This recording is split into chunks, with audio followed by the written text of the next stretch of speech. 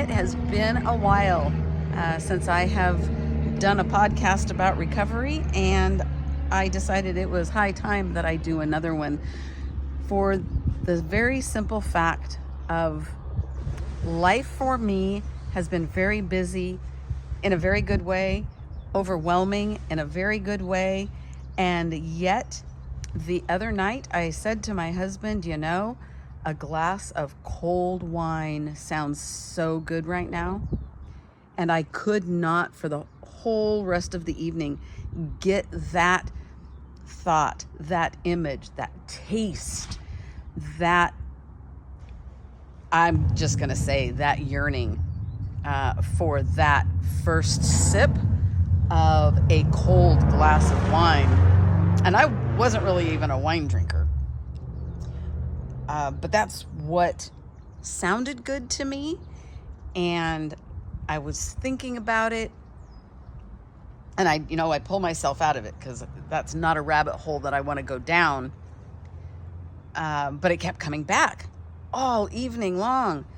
And, I'd think about it and that first taste, it would hit my mouth and I would have that feeling, that instant relief of the overwhelm, of the stress of what was going on in life, even though it was all fabulous.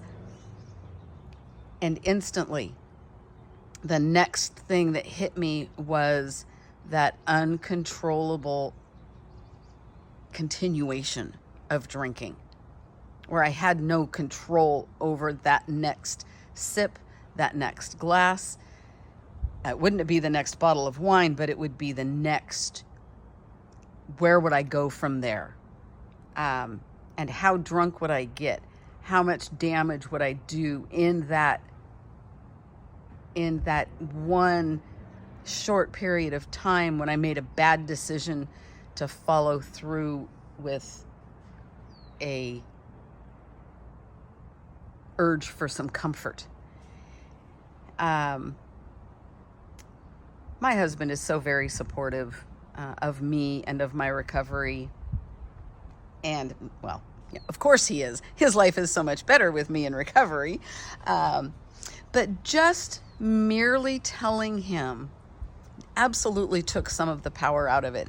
I was really hoping that by sharing that with him, that it would alleviate it altogether. And I was really surprised that it didn't. So that was a very good indicator for me of really how overwhelmed I was feeling with what was happening in my life, even though it was all good. It is all good. So I ended up staying up much later than normal, just watching, I don't even remember what I watched, mindless TV, anything to keep my brain occupied so I didn't continue to think about drinking. And I didn't want to go to bed because then it would be so quiet. I was afraid I would start to spin and would just, make myself miserable. So I stayed up later than usual. Luckily, I did sleep that night. And I woke up the next morning, not with the thought of drinking in my head, but thinking about how overwhelmed I realized that I really was. And I found myself having to reach out to my partner, to Pam, to be honest with her just about how overwhelmed I was feeling with what was going on. That honesty, because the overwhelmed that I was feeling had nothing to do with my life with my husband. It was business. And being honest with Pam about that and letting her know that I am so excited, I am thrilled, but I am overwhelmed, and being able to share that experience with her, that took the power away. That completely took it away.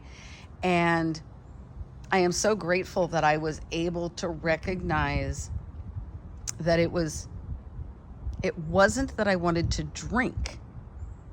It was telling me, hey, you need to recognize you're overwhelmed. It's okay that you're overwhelmed, but you need to recognize it. You need to share that.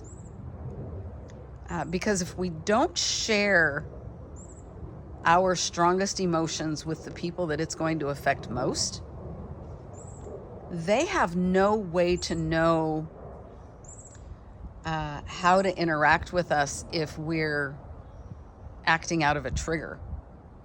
If I started acting a certain way because I was overwhelmed and Pam didn't know I was overwhelmed, she might just think, man, she's being a bitch today. Or what is her problem? Why is she so mad at me? Who knows what her perception might be? Yes, she's psychic. Yes, she could very well figure out or receive the information as to what I was going through, but it doesn't always work that way. It really doesn't. Emotions and ego are involved in everything we do on a second by second basis. So I can't rely on the fact that she is extremely psychic and is automatically going to know what's happening with me. It doesn't work that way. It's up to me to be honest and open and share with her what's going on. So if I start acting out or responding in a certain way that would correspond with my overwhelm, she's going to know it. She's instantly going to go, yeah, yep, she's overwhelmed, all right. How can I best respond to her in whatever it is that's happening in a moment? So I really felt it important to share this because it's been quite a while since I have had that sustained thought of drinking in direct proportion to how overwhelmed I was feeling, excitement, and like I keep repeating that it was all good. That doesn't matter. An emotion, especially like overwhelm, that can take us out, whether it's good, bad, or even indifferent. That overwhelm of not knowing, I think the overwhelm comes from not knowing, what outlet to use. And sometimes we just don't think about talking about it because we're going to look silly. We're going to look weak. We're going to look stupid because we are overwhelmed. Our senses have just been overloaded and we don't know how to process. That's part of being human. And you've heard us talk, You have heard us talk a number of times about how hard it is to be human. And it is. And it's because, well, partly because we can get overwhelmed. A lot can happen and we want to process everything at the same time. And there's so many times when that's just not even possible. Not even possible. So clearly my go-to still is to drink, or the thought of drinking. And through my years of recovery, through my years of healing, my years of communicating with spirit, I now know when that thought comes, something's happening that I need to look at. This case, it was just sheerly total sensory overload and complete overwhelm. Sometimes it's not that at all. Sometimes it's fear. Sometimes it's fear of what happened, fear of what's going to happen, fear of the unknown. Sometimes it's an event that happened to another person that I have no control over.